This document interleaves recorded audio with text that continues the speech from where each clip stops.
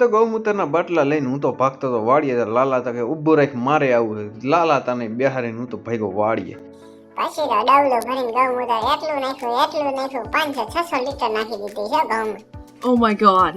પછી ત્યાં તો હે ને વાલી ખરાબ થઈ ગઈ. એટલું ગૌમૂત્ર નાખી દીધું ને તો એ તો હાલો બદલાવા જાવ. વાંદરી પાના શેન પાના લઈને ભાગ્યો હું તો કુએ. તો ઘટતી હતી હથોડી લઈને ભાગ્યો. પછી શેન પાનું અહીંયા લગાડીને વાલ બધા હરખા ગયા. ત્યાં તો રહીભાઈ વાડીએ ગયો તો દેખાડવા માંડ્યા કે આંબામાં કઈ છે. મેં શું છે તો હા ખબર પડી કે આંબા મોર છે.